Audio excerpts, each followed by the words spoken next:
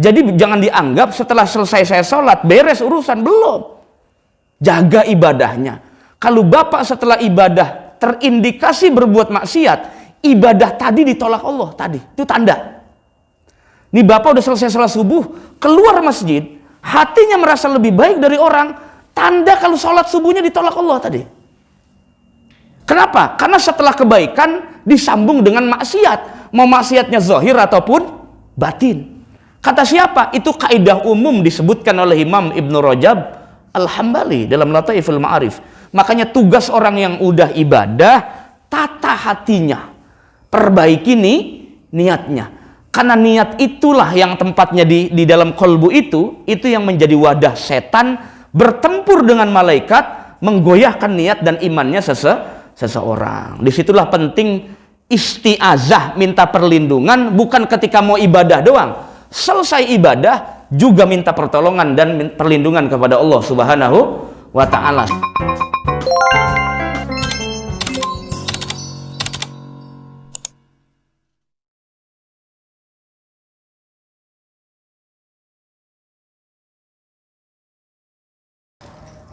Assalamualaikum warahmatullahi wabarakatuh. Alhamdulillahilladzi ja'ala Sya'ban syahran turfa'u fihil a'mal ila rabbil alamin. Asyhadu an la ilaha illallah wahdahu la syarika lah, wa ashhadu anna sayyidana wa nabiyyana Muhammadan abduhu wa rasuluh.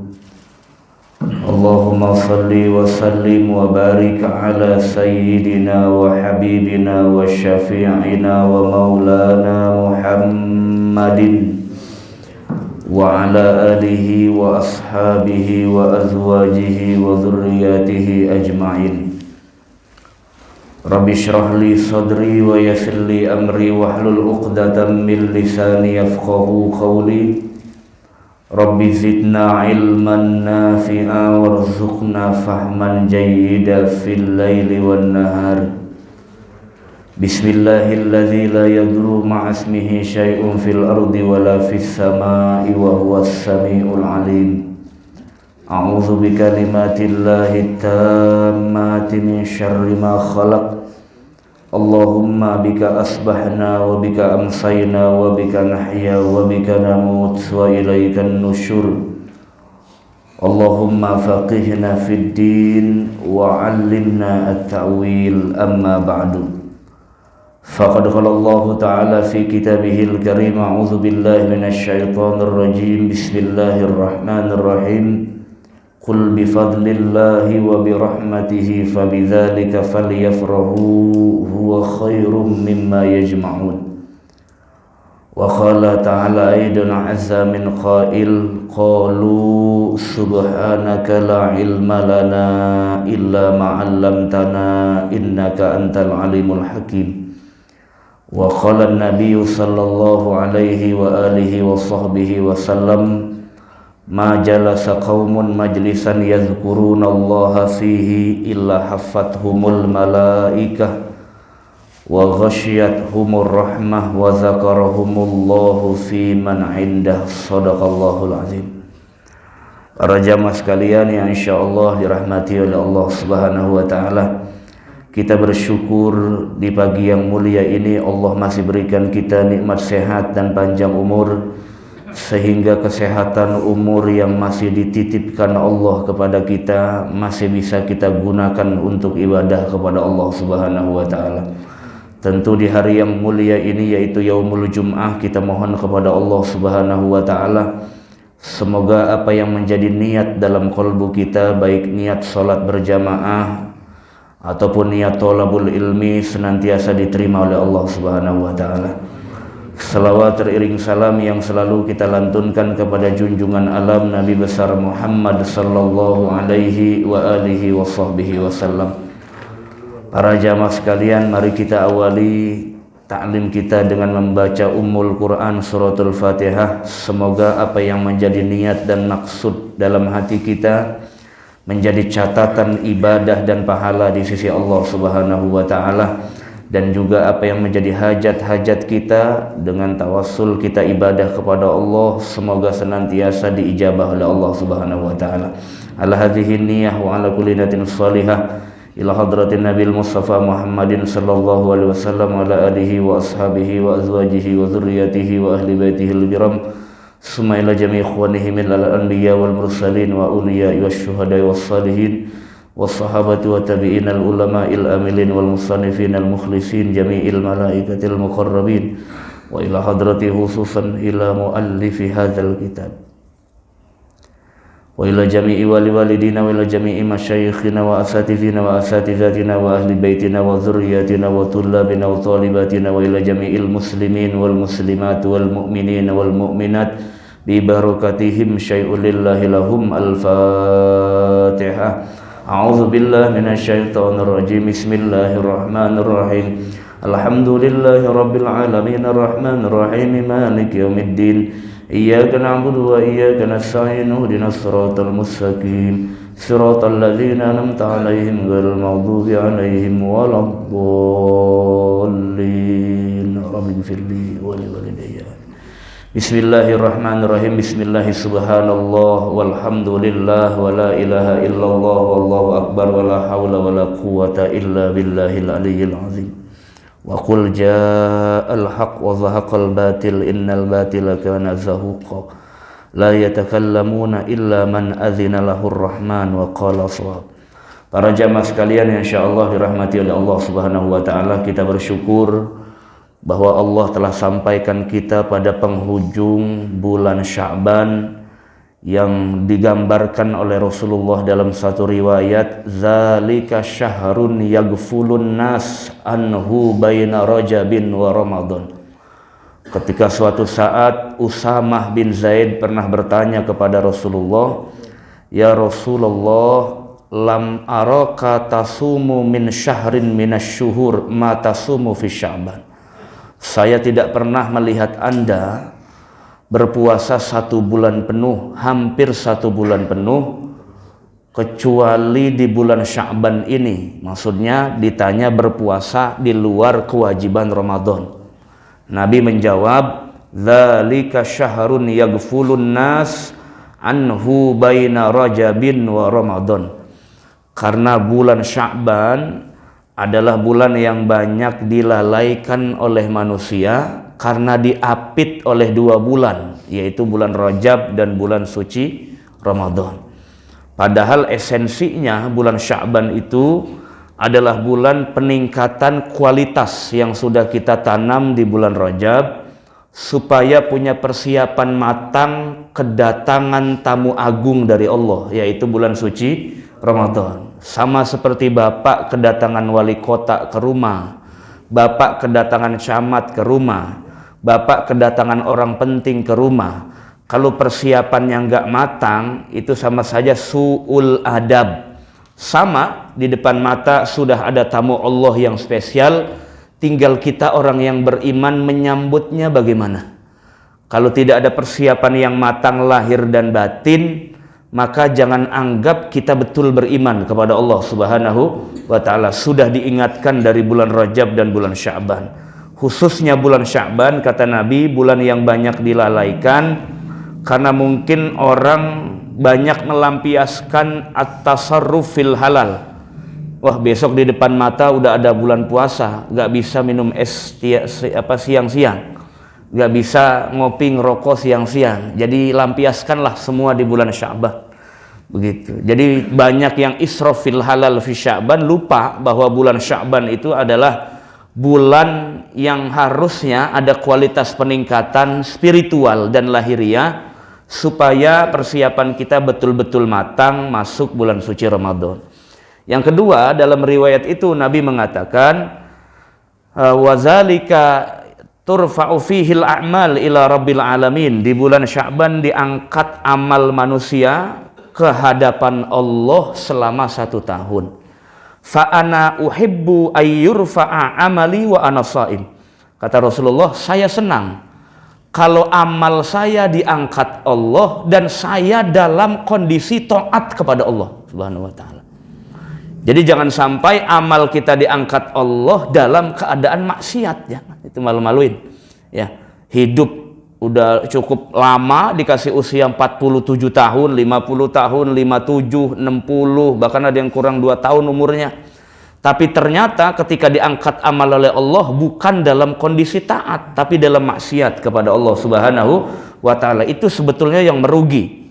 Yang merugi. Kalau kita berniaga kepada Allah, yang paling spesial sebetulnya kualitas, bukan hanya sekedar kuantitas. Jadi ada ulama besar namanya Imam An-Nawawi dari Nawa, Damaskus, pengarang kitab Al-Majmu' Syarah Muhadzab. Itu usianya sangat singkat, bahkan ahli hadis. Kitab syarah Sahih Muslim yang paling terkenal ya versinya Imam Nawawi, namanya Al-Minhaj. Ya, itu Al-Minhaj fi Bayani Imam Muslim bin Hajjaj, begitu kalau nggak salah nama judulnya. Itu usianya singkat, ada dalam satu riwayat disebutkan cuma 38 tahun wafat. Ada yang mengatakan 40 tahun wafat. Tapi produktivitas dalam menulis ilmu, mencatat ilmu, mengajarkan ilmunya luar biasa. Ketimbang orang yang puluhan tahun usianya panjang, tapi ternyata secara kualitas nol di hadapan Allah Subhanahu wa taala. Ada ulama yang usianya sangat panjang, salah satunya Syekh Abdul Qadir Al-Jilani. Itu beliau alim alama Hambaliyul mazhab, kemudian dikasih usia cukup panjang tapi sangat bermanfaat usianya. Bahkan sampai sekarang siapapun yang di lingkaran atau dalam circle Nahdlatul Ulama itu dalam momen apapun tidak pernah meninggalkan tawassul atau mengirimkan hadiah Fatihah kepada Sultanul Aulia Syekh Abdul Qadir Al-Jilani. Jadi ada Sultanul Aulia, imamnya para aulia, Syekh Abdul Qadir. Ada Sultanul Ulama, itu beda. Kadang salah nyebut orang. Ada Sultanul Aulia Syekh Abdul Qadir Al-Jilani Al-Hambali. Syekh Abdul Qadir mazhab fikihnya Hambali. Hambali itu kelompok fikih yang walinya sedikit. Makanya Syekh Abdul Qadir dengan sukarela mau masuk Hambali. Kasihan katanya nggak ada walinya, dikit. Kalau wali yang paling banyak kebanyakan Syafi'i, Maliki. Paling banyak itu waliullahnya. Yang terkenal-terkenal.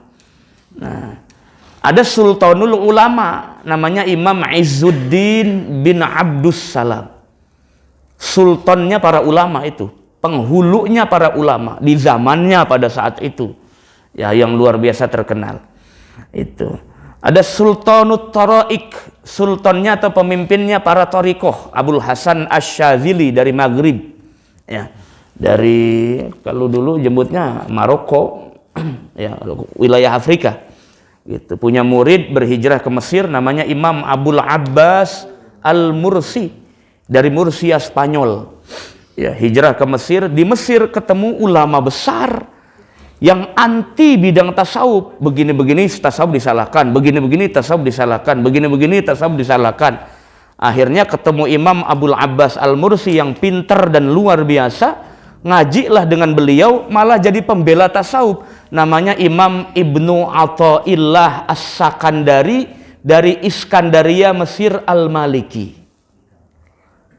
Awalnya pembenci tasawuf awalnya. Makanya saya bilang, kalau belum ngeh apa-apa, jangan ngomong, jangan kebanyakan. Tanya dulu. Awalnya Imam Ibnu Athaillah tuh anti tasawuf awalnya. Beliau tuh mujtahid, fatwa dalam mazhab Maliki. Ketemu Abul Abbas Al-Mursi, jadi cinta thariqah, jadi cinta. Gitu. Jadi kalau belum kenal, belum apa-apa ngomong jangan kebanyakan, ya, jangan kebanyakan. Nanti takutnya kalau udah masuk jadi cinta takutnya, kan begitu. Karena kita nggak paham saja. Nah itu. Jadi ada orang yang usianya pendek, kualitasnya luar biasa. Ada orang yang umurnya panjang diberikan Allah, kualitasnya juga luar biasa. Yang merugi itu udah umur panjang, nggak nyampe-nyampe ke masjid, itu rugi itu. Ya. Pensiunnya udah beres, sudah. Cuma nyampe ke masjid mah enggak, gitu. Jadi belum insaf belum. Nah, bersyukurlah kalau yang pensiun tempatnya di sini, bagus daripada enggak sama sekali. Ya, apalagi yang paling bersyukur anak muda yang gejolaknya luar biasa, syahwatnya tinggi, ya kan, kemudian kebebasannya luar biasa, nggak kayak orang-orang tua, tapi doyan di masjid, itu yang luar biasa. Kalau ukuran bapak-bapak kayak begini mah nggak disebut di hadis, enggak, emang udah wajar. Di masjid itu udah wajar orang-orang kayak bapak mah, nggak disebut. Yang disebut Nabi, wasyabun nasya'a fi ibadatillah, anak muda yang doyan ibadah, bukan orang tua. Orang tua mah udah kudu, mau ngapain lagi, masih bangor aja, mau ngapain lagi, emang udah seharusnya. Alhamdulillah masih diberikan sehat oleh Allah di penghujung Sya'ban. Yang penting bagaimana kualitas kita ditingkatkan di penghujung Sya'ban ini. Para jamaah sekalian yang insya Allah dirahmati oleh Allah Subhanahu wa Ta'ala, pagi ini kita akan bahas salah satu daripada tema ilmu akidah yang saya ulangi kembali, namanya ngaji bulanan, ya kan? Kalau ngaji mingguan aja banyak lupa, apalagi ngaji bulanan amnesia langsung, ya. Jadi dalam ilmu akidah ada pembahasan tentang ilahiyat. Saya ulangi lagi, ilahiyat. Namanya ngaji sambil mengheningkan cipta kan ribet. Ya, ada pembahasan ilahiyat, ketuhanan, sifat Allah, rahmatnya Allah, qadarnya Allah. Itu namanya yang berkaitan tentang ilahiyat.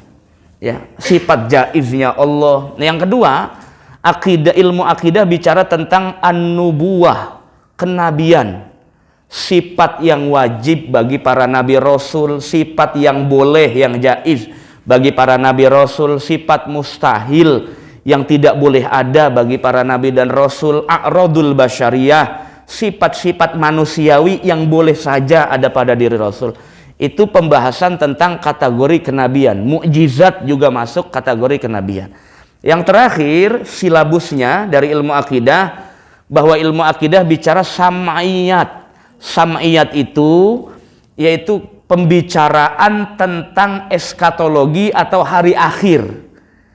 Faktualnya belum ketahuan, belum. Realitasnya juga belum ngalamin. Tapi sudah disebutkan banyak dari keterangan Quran dan Sunnah. Tidak perlu Bapak pikir panjang bagaimana surga, tidak perlu Bapak pikir panjang bagaimana Shiratal Mustaqim, imani saja cukup. Namanya sam'iyat. Karena taunya boleh dengar dari keterangan Quran dan Sunnah. Cukup begitu. Gak perlu dielaborasi, gak perlu ditafsir, gak perlu ditakwilkan sedetail mungkin, gak perlu. Kenapa? Karena persoalan sam'iyat sesuatu yang belum dialami kita. Kita ini kan masih masuk pada alam ketiga kalau kata Imam Ghazali. Jadi manusia itu masuk 5 alam. Ya, alam pertama alam ruh atau alamul amr. Kan kalau di Quran kulir ruh min amri rabbi. Jadi amru itu namanya alam kata Imam Ghazali. Ya. Bahwa katakanlah Muhammad ar-ruhu min amri rabbi. Bahwa yang disebut dengan ruh adalah urusan Allah. Nah, amr itu namanya alam kata Imam Ghazali. Jadi ada alam khusus, alam ruh namanya alamul amr. Nah, setelah di alam ruh dipindahkan manusia itu ke alam rahim. Ke alam rahim. Alam rahim, di alam rahim kemudian terjadilah bagaimana kuasanya Allah dari gumpalan darah sampai berbentuk makhluk, lahirlah ke alam dunia, alam ketiga. Ya sekarang ini namanya alam mas'uliyat, alam pertanggungjawaban. Laha ma kasabat wa 'alaiha maktasabat. Yang berbuat baik, jangankan yang besar, yang kecil, yang kelihatan atau tidak, yang paling kecil saja, misqala dzarratin khairan yarah. Kebaikan kecil saja kita akan melihat nanti di akhirat, keburukan juga sama melihat. Karena ini alam pertanggungjawaban. Saya sering kali bilang, dunia ini bukan alam balasan, bukan. Jadi yang banyak maksiat di alam dunia kemudian kena sial, itu bukan karena maksiatnya, bukan. Efek berbuat dosanya, efek berbuat jeleknya. Bukan balasan, belum dibalas, belum dibalas. Balasnya ntar di akhirat. Karena dunia ini darul mihan, rumah ujian. Kenapa bilang begitu? Karena yang namanya ujian, tidak hanya orang yang maksiat dapat ujian, orang yang taat juga dapat ujian. Jadi jangan pernah berpikir setelah Bapak selesai ibadah terus urusan beres. Belum. Karena ujian itu ada dua, ada modelnya buat orang yang maksiat, ada bagaimana supaya bisa melepaskan diri dengan maksiatnya. Ada ujian bagi orang ibadah, apa? Supaya terhindar dari ujub dan ria. Jadi orang ibadah juga punya penyakit, banyak malah banyak kan orang ahli ibadah penyakitnya daripada orang yang nongkrong main gaple. Mereka tuh maksiat fisik saja, paling lempar-lempar kartu, jebret. Nggak ada di hatinya hasad sama orang. Kebanyakan yang hatinya hasad sama orang yang sering duduk di tempat kebaikan. Bukan kata saya itu kata ulama. Orang yang banyak kena penyakit hati, hasad, gibah, riya, dengki, itu bukan yang banyak duduk di tempat maksiat, tapi yang banyak duduk di tempat kebaikan. Baru seminggu istiqomah sholat di Masjid Al-Barkah berjamaah, keluar dari masjid ngelihat orang belum bisa ke masjid, hatinya ngomong mending gua. Nah, rusak semuanya ibadahnya. Kenapa? Merasa lebih baik dari orang yang belum bisa ibadah, padahal belum ada jaminan ibadahnya itu. Masih di dunia kok. Itu begitu aja ngobatinnya ribet loh, Pak. Jadi jangan dianggap setelah selesai saya sholat beres urusan, belum. Jaga ibadahnya. Kalau Bapak setelah ibadah terindikasi berbuat maksiat, ibadah tadi ditolak Allah tadi, itu tanda. Nih Bapak udah selesai sholat subuh, keluar masjid, hatinya merasa lebih baik dari orang, tanda kalau sholat subuhnya ditolak Allah tadi. Kenapa? Karena setelah kebaikan disambung dengan maksiat, mau maksiatnya zahir ataupun batin. Kata siapa? Itu kaidah umum disebutkan oleh Imam Ibnu Rajab Al-Hambali dalam Lataiful Ma'arif. Makanya tugas orang yang udah ibadah, tata hatinya, perbaiki niatnya. Karena niat itulah yang tempatnya di dalam kolbu itu yang menjadi wadah setan bertempur dengan malaikat, menggoyahkan niat dan imannya seseorang. Disitulah penting isti'azah, minta perlindungan, bukan ketika mau ibadah doang. Selesai ibadah juga minta pertolongan dan perlindungan kepada Allah Subhanahu wa ta'ala, supaya kualitas ibadahnya dipelihara, dijaga oleh Allah Subhanahu wa ta'ala. Jadi surga itu bukan cuma milik orang maksiat loh, Pak. Orang taat juga bisa masuk neraka itu. Orang taat bisa masuk neraka, orang maksiat bisa masuk neraka. Surga, orang taat bisa masuk surga, orang maksiat juga bisa masuk surga. Allah Maha Adil. Ya, Allah Maha Adil. Kalau Allah bilang di Quran, yang berbuat amal soleh ntar masuk surga, yang berbuat amal buruk nanti masuk neraka, itu kaedah umum. Kalau saya tanya, secara iman, boleh tidak Allah masukkan yang ahli maksiat ke surga? Boleh nggak? Bagus, selamat dah bertanya. Jawabnya bagus berarti. Mendingan lah ngaji nunduk-nunduk juga, mendingan. Jawabannya mendingan begitu. Ya, karena kalau Bapak jawab tidak, lah Bapak mendikte Allah berarti. Allah tuh kuasanya mutlak, nggak kayak presiden, apalagi wali kota. Allah kuasanya mutlak, tidak boleh dibatas-batasi, terserah Allah. Mau Allah masukkan biang kerok maksiat ke surga, terserah Allah.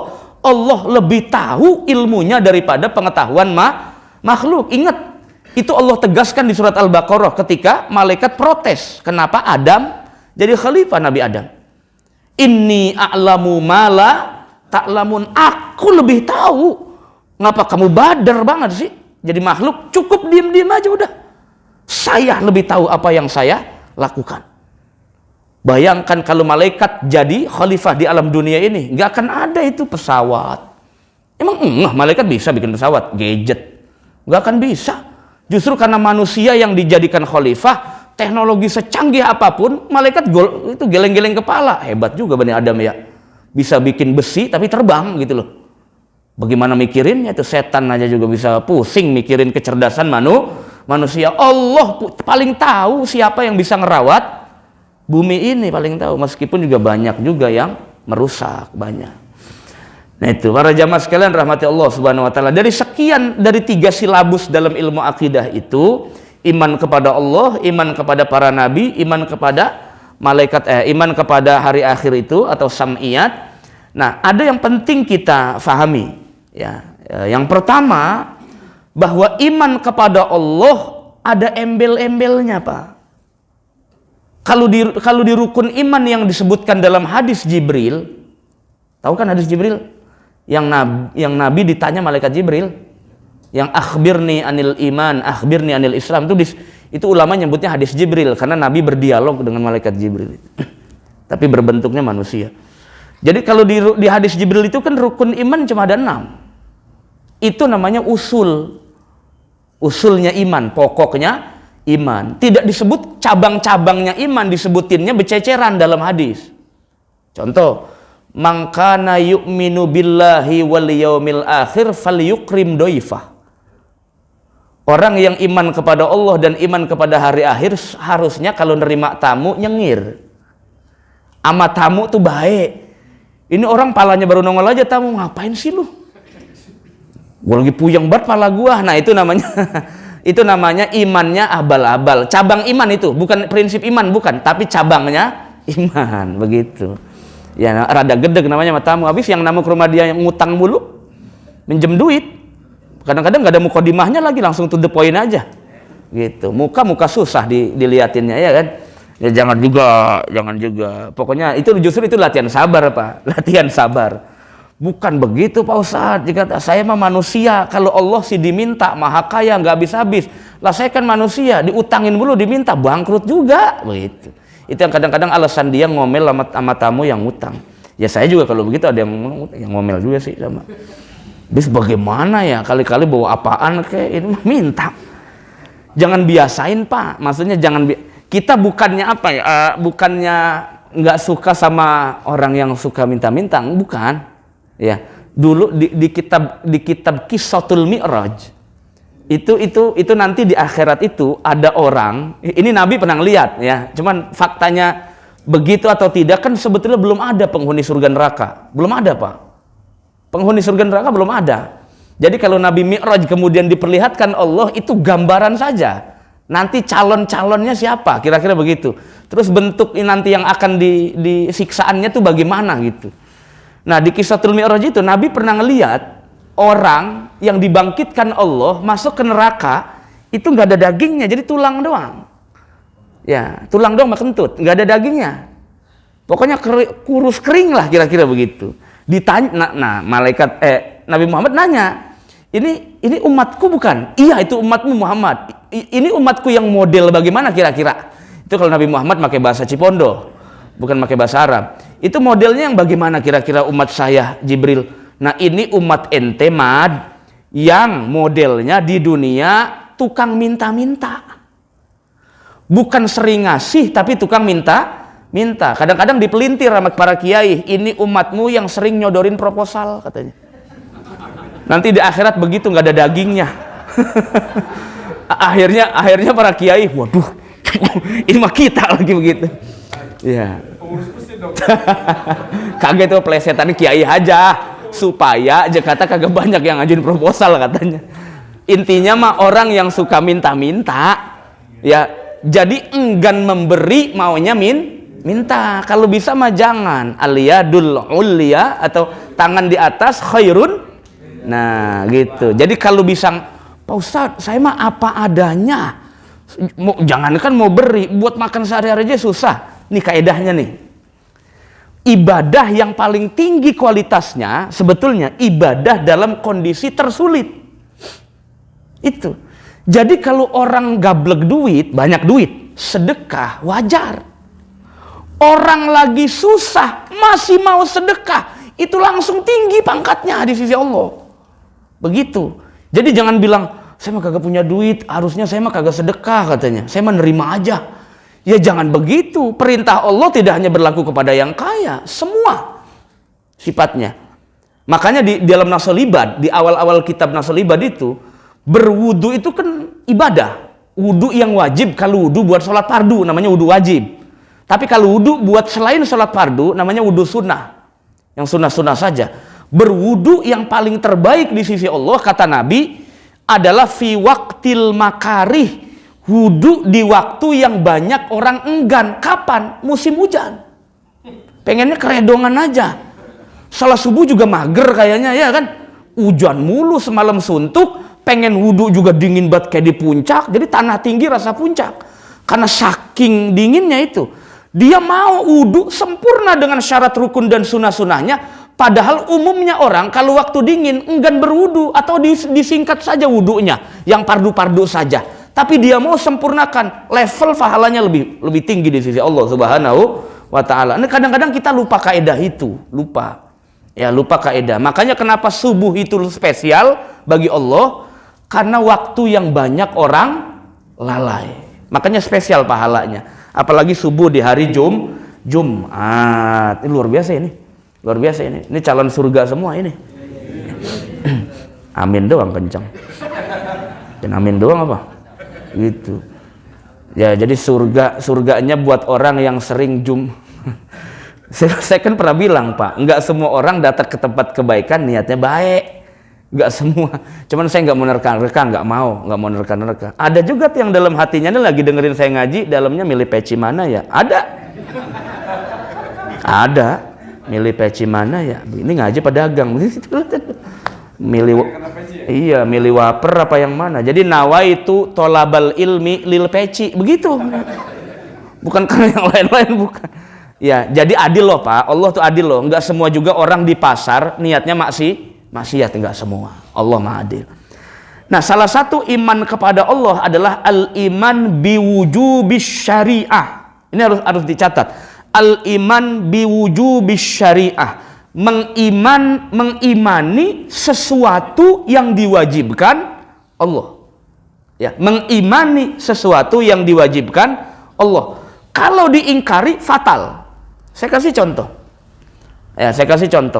Mengimani kewajiban sholat itu tauhid. Ngerjain sholatnya itu fikih. Saya ulangi. Mengimani kewajiban sholat, mengimani itu tauhid. Tapi mengerjakan sholatnya itu fikih. Ngerjain sholatnya. Mengimani kewajiban puasa Ramadan itu tauhid. Tapi mengamalkan atau mengerjakan puasanya itu fikih. Konsekuensinya, Pak, mengingkari kewajiban puasa Ramadan kafir. Itu konsekuensinya. Kagak ngerjain puasa Ramadan padahal sehat, fasik. Bukan kafir, bukan, tapi fasik. Bisa nempatinnya, bisa. Ya, jadi mengimani kewajibannya itu ranah akidah. Gak boleh mengingkari kewajiban puasa. Nasnya jelas, disepakati oleh para ulama. Gak boleh diingkari. Tidak boleh mengingkari kewajiban sholat 5 waktu. Kenapa? Nasnya jelas, disepakati oleh semua ulama, tidak ada yang khilafiyah, berbeda pendapat. Kenapa? Karena kewajiban sholat, kewajiban zakat, kewajiban puasa, kewajiban haji bagi yang istita'ah, itu semua termasuk kategori ma'ulima minad-din bid-dururah, yaitu kewajiban yang pasti, tidak boleh diingkari. Itulah usulnya Islam. Usul, pangkalnya Islam. Jadi dulu ada perdebatan sengit antara guru dengan murid. Gurunya namanya Muhammad bin Idris Asy-Syafi'i. Belum lama saya ngisi di Sabtu kemarin. Sabtu kemarin itu padahal minggu kedua, tapi Sabtunya minggu ketiga. Ini minggu kemarin itu kan minggu kedua Februari, tapi Sabtunya minggu ketiga. Makanya saya udah ngisi di Al-Mujadid duluan. Biasanya saya nih kalau minggu ketiga Jumatnya di Al-Barakah, Sabtunya di Al-Mujadid Taman Royal 3. Tapi ini terbalik. Saya udah ngisi duluan di Al-Mujadid minggu kemarin. Di Al-Barakahnya baru sekarang. Nah, saya kemarin bahas tema wasiat Imam Syafi'i dalam kitabnya Bustanul Arifin Imam An-Nawawi itu. Saya bilang begini, Bu. Imam Syafi'i di kandungan tuh 4 tahun. Mama pada bingung, Set, bagaimana buntingnya katanya. Lah emang bener. Imam Syafi'i kan dalam mazhab Syafi'i, aksarul hamli, paling lamanya perempuan bunting hamil 4 tahun. Kata ulama itu pengalamannya Imam Syafi'i, diceritain sama emaknya. Tong, lu tuh kalau orang gondrong, tong, lu di kandungan gua 4 tahun, lama banget, 4 kali lebaran. 4 tahun lama banget. Kata ibu-ibu sekarang 9 bulan aja kesono salah kesini salah, ya kan? pengen dipindahin perutnya ke lakinya, nggak mau, lakinya bunting. Gitu. Tidur miring susah, ke kanan susah, tengkurap meleduk, ya kan? Jadi susah. Gitu. Jadi paling umum 9 bulan lah kira-kira begitu. Nah, Imam Syafi'i ini spesial. 4 tahun di kandungan, belojor jadi ulama besar. Jadi orang kalau di kandungan lama, setahun 2 tahun tuh biasa jadi ulama. Cerdas. Ini mah kagak, buru-buru banget pengen belojor aja. Ya kan, 6 bulan udah mules. Kemudian 7 bulan udah mules segala macam. Gitu. Justru kalau dalam penelitian ulama bukan dokter. Paling selama orang kalau lama di kandungan itu jadi cerdas. Itu kalau penelitiannya para ulama, contohnya Imam Syafi'i. Imam Syafi'i itu di kandungan lama betul. Makanya ibunya sabar banget, sabar. Makanya ibunya, nama emaknya Fatimah, nama emaknya, nama babanya Idris. Begitu. Ketemu nasabnya ke Rasulullah dari Abdul Manaf. Ya, karena masih keturunan Imam Syafi'i itu masih keturunan pamannya Nabi, namanya Abbas bin Abdul Muthalib. Masih turunannya. Ya, masih turunan. Tapi jalurnya enggak jalur ke Sayyidina Ali enggak, atau jalur ke Fatimah enggak. Imam Syafi'i pernah berdiskusi dengan murid kesayangannya, Imam Ahmad bin Hambal. Ya Ahmad, ditanya oleh Imam Syafi'i, hal tarikus sholah kafir amla? Apakah orang yang ninggalin sholat kafir atau tidak? Nah, Imam Ahmad tegas ngomong, kafir. Tuh, makanya kan kenapa mazhab Hambali sekarang paling sedikit penganutnya? Paling sedikit loh, Pak. Hambali itu paling sedikit sekarang penganutnya. Kenapa? Terlalu tekstual. Sulit ngikutin konteks zamannya. Terlalu tekstual. Paling banyak komunitas Hambali cuman di Saudi. Di Saudi doang. Kalau Syafi'i, Indonesia, Malaysia, Thailand, Singapura, Asia Tenggara, umumnya mazhabnya Syafi'i, umumnya banyak. Tapi kalau Hambali sedikit. Sudah banyak ditinggalkan orang karena fatwa-fatwanya kurang melebur dengan konteks. Terlalu tekstual. Kita berkaca dari mazhabnya Abu Daud Az-Zahiri yang banyak ditinggalkan orang. Kenapa? Terlalu tekstual. Yang paling banyak mazhab saat ini penganutnya, kalau Bapak ke Mekah atau Madinah, umroh atau apa, itu yang paling banyak di sana itu bukan orang sana asli, cuman yang pada datang ke sana itu mazhab Abu Hanifah. Paling banyak penganutnya. Kenapa? Karena sangat rasional. Sangat rasional, mengikuti konteks zamannya. Zakat fitrah pakai uang, oke, udah begitu. Kenapa? Karena dalilnya Imam Abu Hanifah, orang susah, orang miskin dikasih duit lebih senyum daripada dikasih beras. Coba deh, tanya, observasi deh di lapangan. Pak, saya mau zakat. Bapak maunya beras apa duit? Duit aja Pak Haji lah, bisa buat apa-apalah. Begitu ngomongnya. Karena kalau beras mah ngolah lagi atau jual lagi. Kalau duit serba bisa. Kenapa di masjid-masjid sekarang banyak yang ribut masalah gituan, Ntar nih ketemu Ramadan nih, ribut lagi. Saya yang puyeng ditanyain mulu. Sebetulnya boleh nggak sih zakat fitrah pakai duit? Saya jawabnya udah bemuruh, saya bilang, mau make duit boleh, beras boleh, yang nggak boleh make popcorn, nggak boleh. Lu ngapa sih ribet-ribet hukum? Orang dua-duanya ada contohnya, make duit ada contohnya, make beras ada contohnya, yang kagak ada contohnya make duren, tuh nggak ada. Itu mah ke saya aja ngasihnya, nggak ada. Udah jangan diribut-ributin yang begitu katanya takut nggak diterima. Emang lu punya orang dalam tahu nggak diterima? Hidup susah amat ya Allah, beragama kayaknya ribet betul. Selama ada nas jaiz, boleh saja udah. Kenapa sih? Orang di Basnas saja Pak, itu bukan orang bodoh, profesor, doktor dalam bidang muamalat. Kalau mereka bodoh, nggak mungkin mereka membolehkan. Zakat fitrah pun sekarang boleh via transfer. Nggak perlu pakai tatap muka, ini udah canggih loh. Anda beragama masih ngikutin zaman dulu saja. Allah tuh nggak suka begitu. Kita nih beragama tetap, Islam tetap, dijaga prinsipnya, tapi konteks zaman ikuti dengan baik. Kenapa? Karena berubahnya zaman, semua atas kehendak Allah. Allah yang pengen didik kita gitu loh. Bapak aja baca Quran sekarang pakai gadget kok. Qurannya banyak nggak laku di pasar. Yang laku iPhone-nya, bukan Qurannya. Betul nggak? Nah, banyak itu. Apalagi sekarang apa-apa semua berbarcode, kertas nggak pada laku. Semuanya PDF semua. Jadi ikutin konteks zaman. Sampai orang PHU, pelayanan haji umroh, nanya, Pak Ustadz, saya minta akte lahir yang asli. Loh, ini asli dari Dukcapil. Dukcapil kagak ngasih kertas, saya bilang. Emang aslinya, oh begitu ya? Lah, ente orang sono malah ente kagak ngerti, saya bilang. Macem-macem aja. Nah itu konteksnya begitu sekarang. Jadi boleh saja, nggak masalah. Kalau saya mah ada orang saya mudah-mudahin aja Pak. Bukan memudahkan agama, bukan. Karena ada orang kata, kalau Ustadz apa aja dimudahin berarti mudahin agama. Loh, kalau buat orang awam atau yang nanya, kasihlah yang termudah, kasihlah yang paling enjoy supaya enak menjalani agama. Yang berat-berat biarin kerjaannya Ini mah terbalik. Ustadznya ngamalin yang mudah, jamaahnya dikasih yang susah, edan. Bukan begitu harusnya beragam.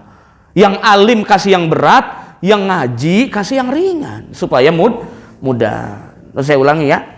Kata Imam Syafi'i direvisi, ya Ahmad, mayyatrukus sholat, orang yang ninggalin sholat tidak kafir tapi cuma fasik. Karena meninggalkan sholat sengaja atau tidak disengaja atau karena bodoh, itu bukan kajian akidah atau fiqhul akbar.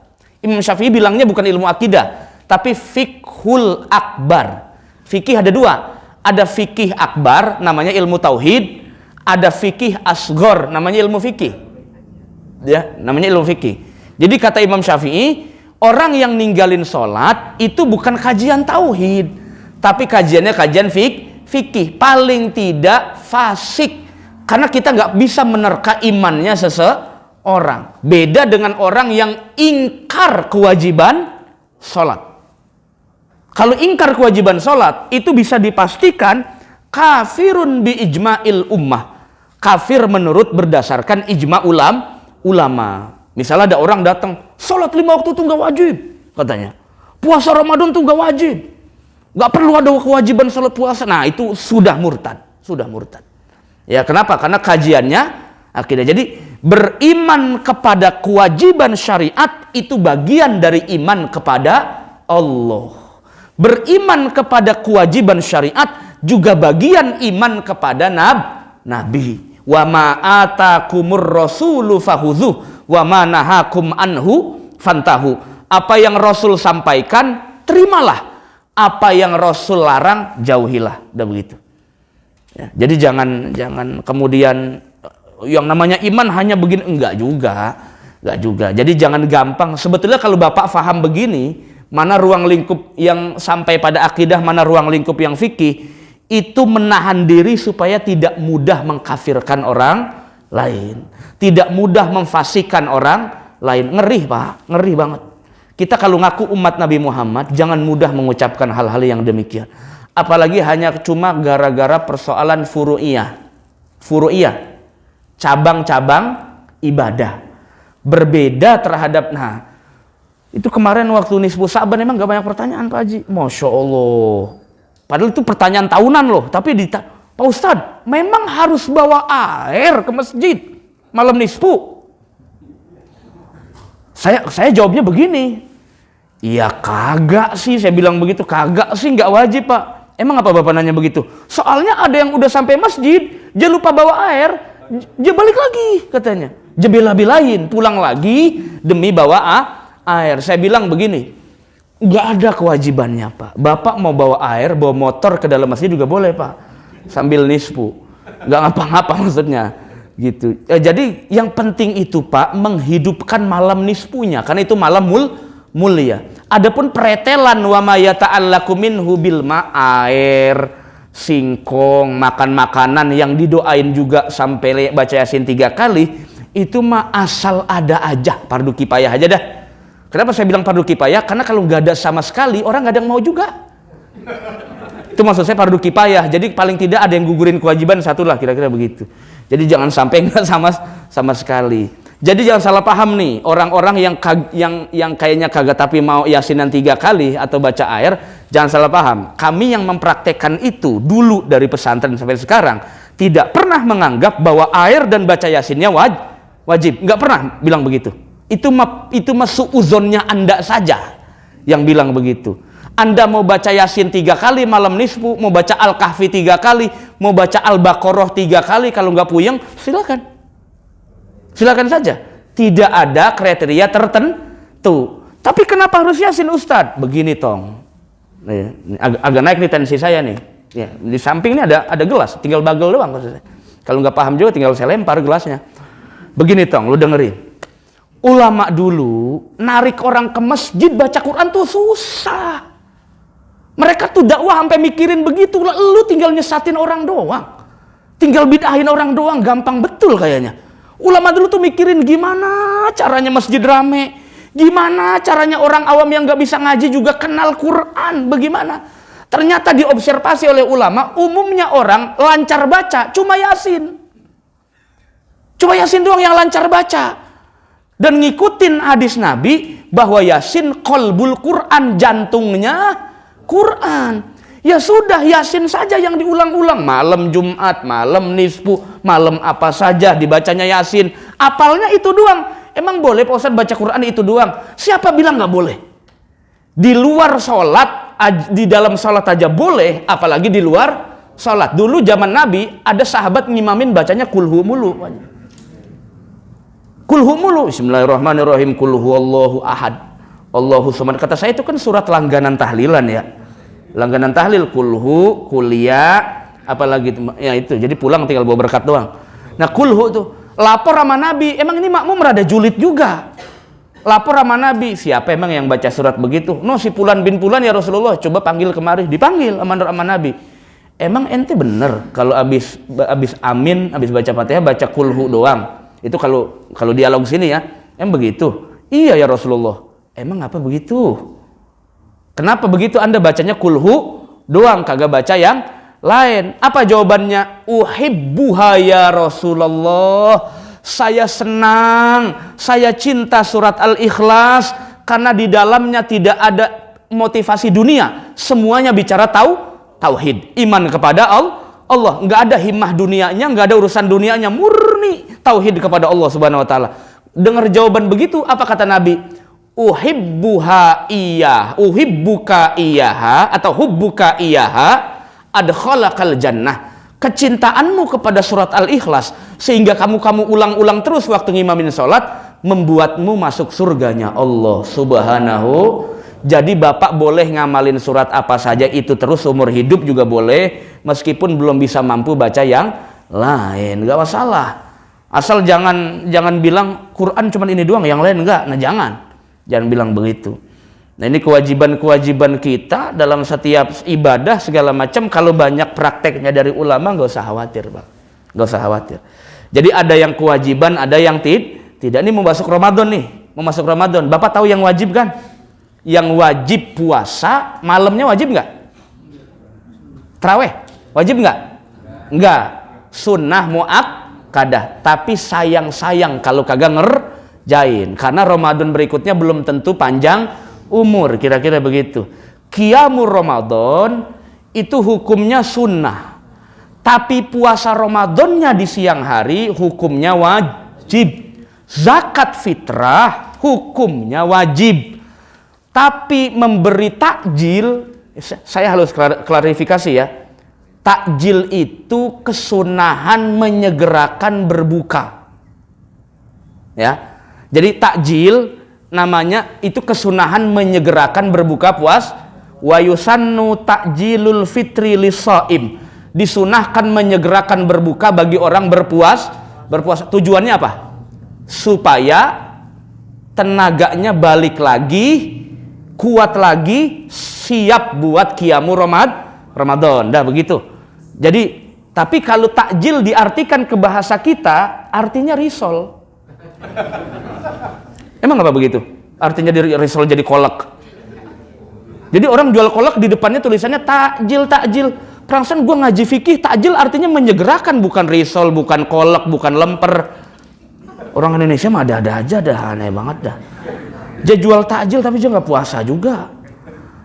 Itu Masya Allah. Jadi ya banyak yang unik sih memang. Sahur, Pak Ustadz. Udah imsak saya masih puasa, saya masih makan lagi. Batal apa kagak? Kagak batal bego. Kadang-kadang saking keselnya tuh saya gituin tuh. Kagak batal bego, saya bilang aja begitu. Emang apa? Imsak itu artinya menahan lampu kuning. Karena 10 menit, 9 menit lagi mau masuk waktu subuh. Cuman diartikan orang kita, imsak itu artinya rem cakram. Ini yang kadang-kadang orang awam 10 menit geser pantat ngaji tuh begitu jadinya tuh, ya Allah. Jadi imsak tuh masih boleh gegares, boleh gegares, boleh minum 1 galon boleh, silakan. Yang kagak boleh tuh kalau di sini di Al-Barakah udah Allahu Akbar, masih nganyem, lepehin. Nanggung Pak Ustadz, nanggung lagi udah azan.